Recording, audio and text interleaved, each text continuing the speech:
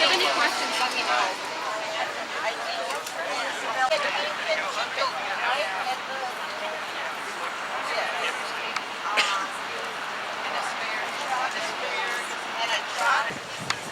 We have a barbershop quartet to begin this program for us. And they're going to sing My Country, 'Tis of Thee, 'Tis of Thee, as you can see in the program. So take it away, fellas. Star Spangled Banner. Correction. Already.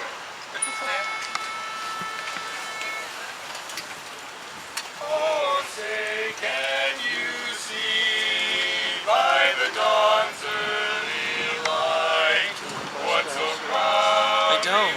Kind of crashing this party. at the twilight's last gleaming, whose broad stripes and bright stars through the perilous fight o'er the ramparts we watch were so gallantly streaming, and the rockets' red glare above bursting in air gave proof through the night that our flag was still there. Oh, say does that star-spangled banner yet wave o'er the land of the free and the home of the brave.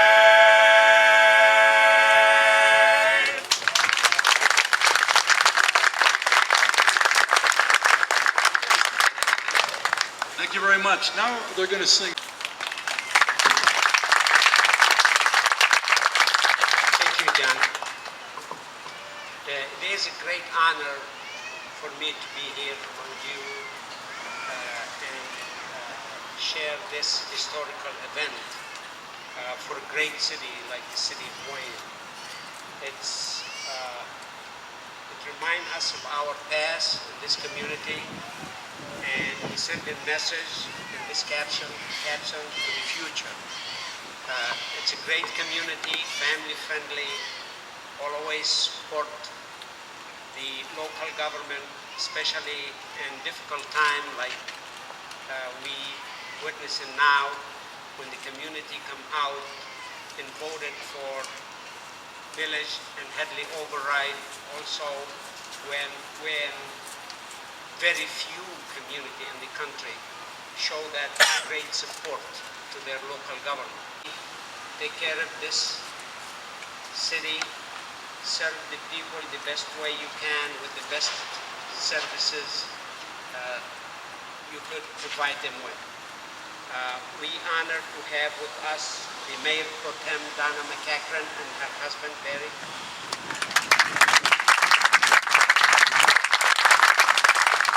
Councilman El Damisho and his wife.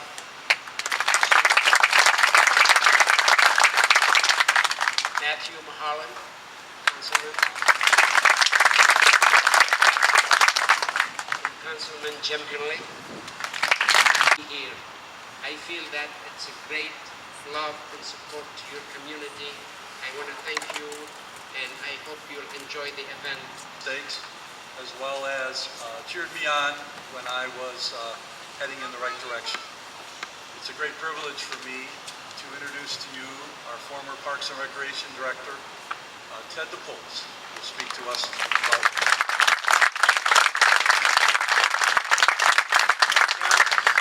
slight correction. I really wasn't born in Wayne. I was born in Detroit. Moved to Wayne in the early 40s. Been there ever since. And as I look out at the audience today, there's a lot of people doing the same historical perspective that I've been asked to talk about today in the 60s. What I remember most about the 60s when John first called me was almost nothing. So I made a trip here to the Historical Museum and met with Rich Story, and we went through some excellent books that Wayne Dispatch at that time had put together, and it really is a great historical history of that period in the city. But in looking through and talking to Rich, I tried to come up with what I was going to say and how I would say it. In third grade, there's no way I had to come up here and write a letter to all of you. Fantastic. Okay, now the fun part. I need Matt Miller and Richard Story to come forward, and they are going to put the time capsule into the hole here that's been previously dug by our fantastic Public Works Department. And I'm going to ask, while they're getting it organized, it was suggested before we began the program, if you'd search your pockets or your purse, and perhaps you might have a Michigan quarter in your possession. And if you do, if you...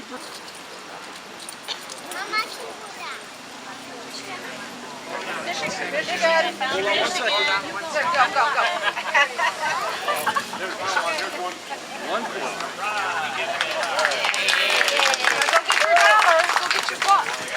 Wow. He's gonna owe it to me, you watch. Okay, hold on. Deal's a deal. Bill family related everything. All right? For the love of Jesus. All right, sit down, honey. Sit.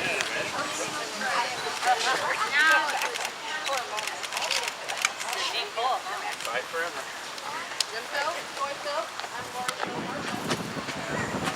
Now I need the members of the City Council to please come forward, as well as the members of the Historical Commission and the members of the Historical Society. We're going to start with the City Council. They're going to time capsule.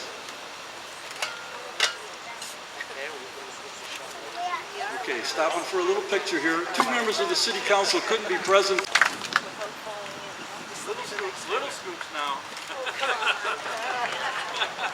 Okay. Lois, please, come on.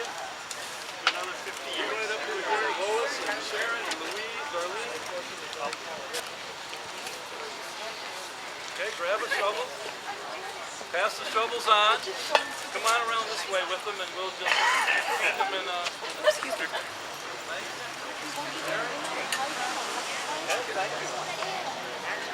Don't be shy now. If you're a member of the Historical Society, don't be shy. Thank you. Now I need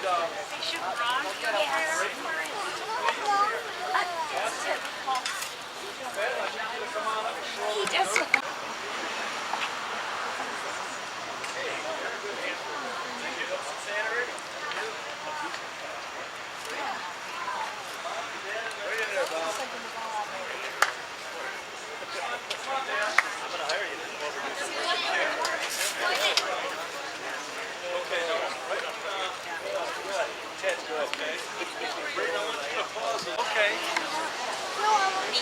Okay. We're different. All right. Thanks, Father. Okay, thank you. One more. How about you, young man? You ready? You ready? Right there. Right there. Three more, and then we'll stop.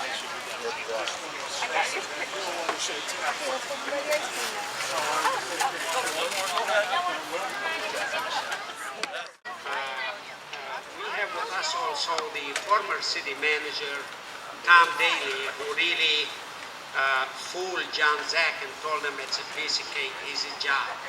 So, and John took his word and took the job on.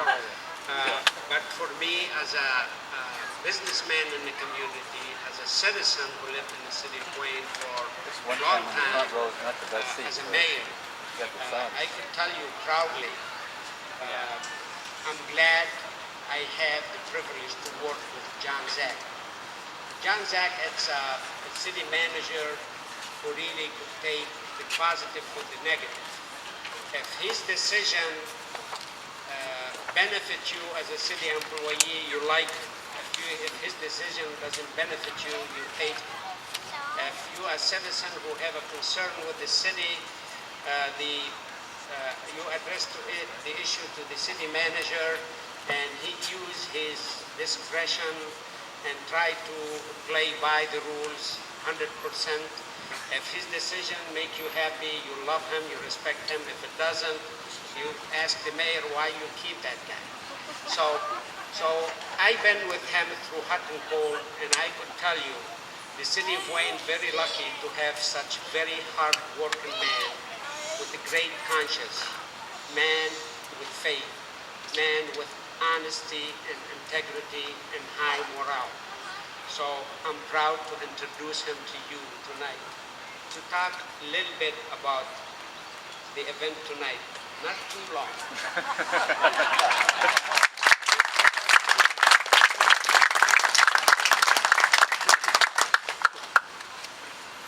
I promise, Mayor, not too long.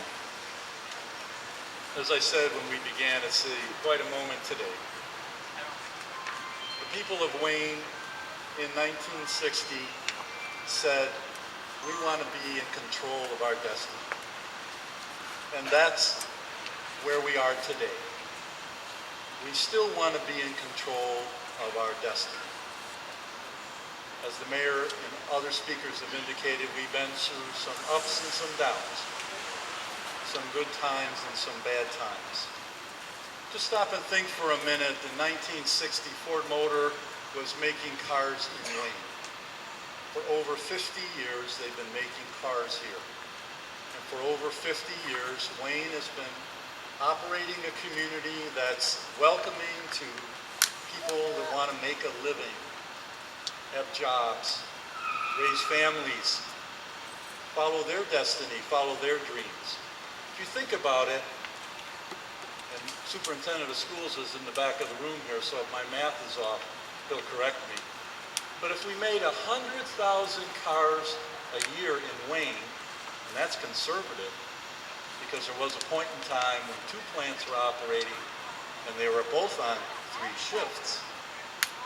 100,000 cars a year in Wayne times 50 years is 5 million cars. That's a lot of cars. That's a lot of police service and fire service and trash pickup. That's a lot of building inspection. That's a lot of elections. That's a lot of collecting taxes. That's a lot of fire rescues. That's putting out a lot of fires all over town. That's the kind of community this is. This is a community of people. As Ted indicated, this is a community that looks out for one another, good times or bad times. When you think about it, every focus that you see on the road today is made in Wayne. Every expedition and every navigator you see on the road up until recently was made in Wayne. Unistrut's in Wayne. American Jetway is in Wayne. The schools operate a huge bus yard and transportation center. Annapolis Hospital operates here with hundreds of jobs. This is a community of people and jobs. And we will follow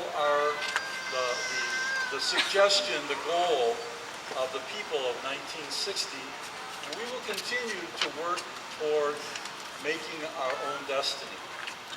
And I hope with all my heart that you will, beginning today, commit yourself even more than you already have. And you're here because you're committed. And I hope you will increase your commitment to making Wayne a good place to live, to raise a family, to work, and to enjoy some fun. You know, we're back to showing first-run movies at the theater again. And today, a major motion picture was being filmed in Wayne. We haven't talked about it a lot, but right down the road, a major motion picture was filmed in Wayne today. And another scene will be filmed later this month in Wayne. So even though some people perhaps are feeling kind of blue because of the economy, the loss of jobs, etc., every day we are working as a community, as a city, to make Wayne better. And we really appreciate your suggestions, your comments, and whether they're favorable or unfavorable. We appreciate all of your help. I would like to, before we conclude, I would like to thank very, very much the people that put this event together to make it possible for us to recognize 50 years of being a city. I'd like to begin with thanking the Historical Society. You saw some of them come up here and toss a little dirt into the, on top of the capsule. I'd like to once again thank the Historical Commission, Sharon Arthur, Louise Steinhauer, Lois Van Stipdunk, Art Carpenter, Ed McMurray, Jim Doletsky, and Darlene Hawley for all they do to work to preserve as well as promote the history of our town. And that is a history that's being made every day, and those 7 individuals have it as their dream and goal to keep that history going forward. I would specifically like to thank Richard Story, our manager of the museum, for all of his efforts. Linda Story, his wife, has helped him considerably with this event. I'd like to thank the staff of the Community Development Department, Matthew Miller in particular, our city planner, Kim Cochran, and Peter McInerney. I'd like to once again acknowledge the fact that the Historical Society ordinarily holds their ice cream social on the second Sunday of July. They very graciously agreed to hold it tonight to take advantage of, so we can take advantage, I should say, of their hospitality and in this event. And that Historical Society is led by Mrs. Rowland. I saw her earlier, and hopefully she will greet you as you're heading to get to the ice cream. And by Nelda Doletsky as far as the chairing that particular event. Our barbershop quartet was led by Jay Edwards, Joe Queen, Steve Pauling,